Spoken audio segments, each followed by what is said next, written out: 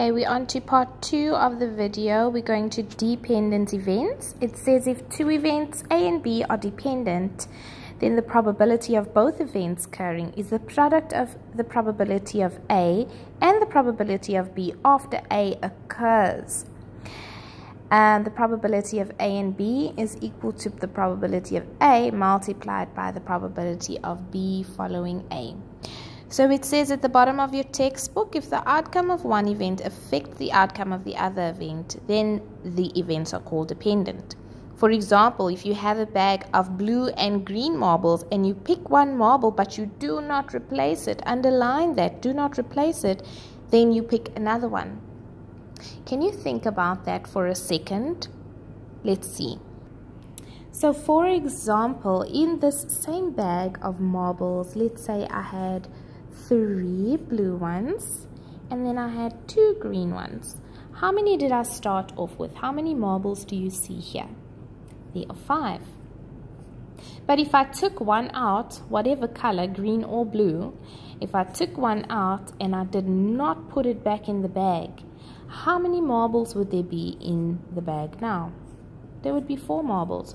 We don't know if we chose a green marble. We don't know if we chose a blue marble. In the beginning, in the first event, how many blue marbles did I have? 3.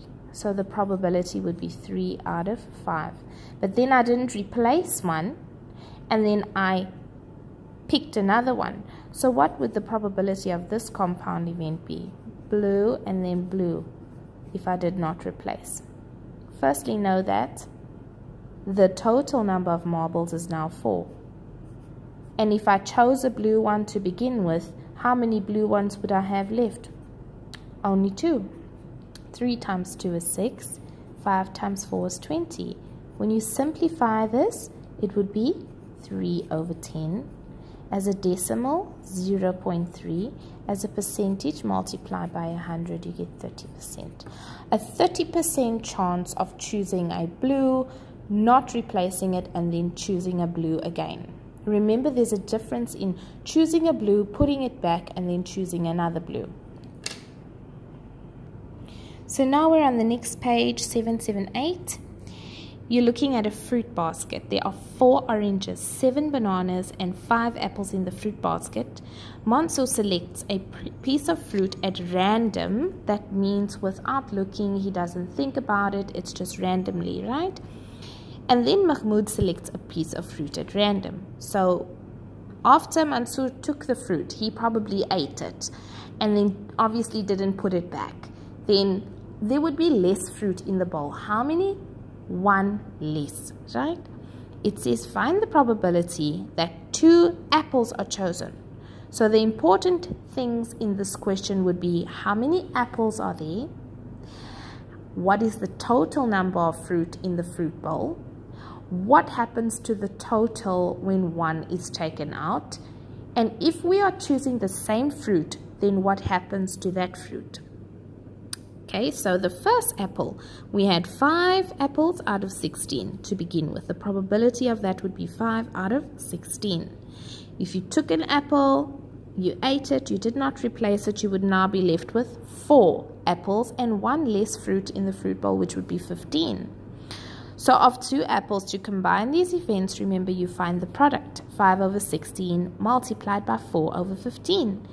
When you cross cancel, then you would see it simplifies to 1 over 12, which is an 8% chance roundabout that you would choose apples one after the other.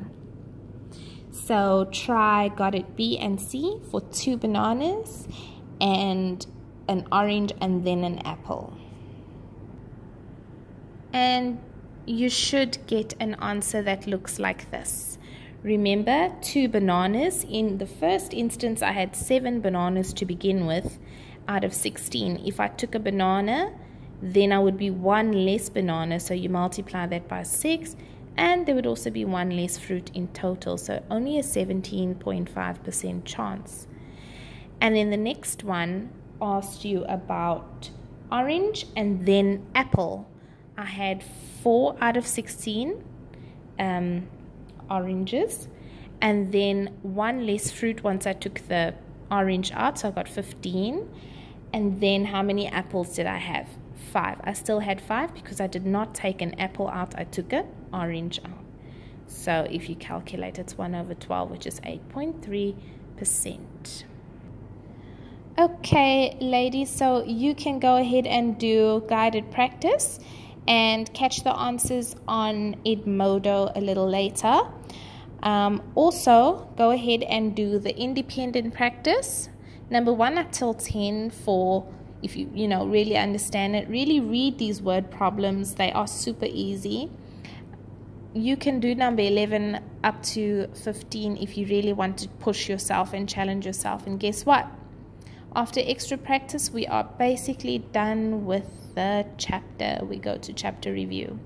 So push yourselves and look for the solutions later on Edmodo. Good luck.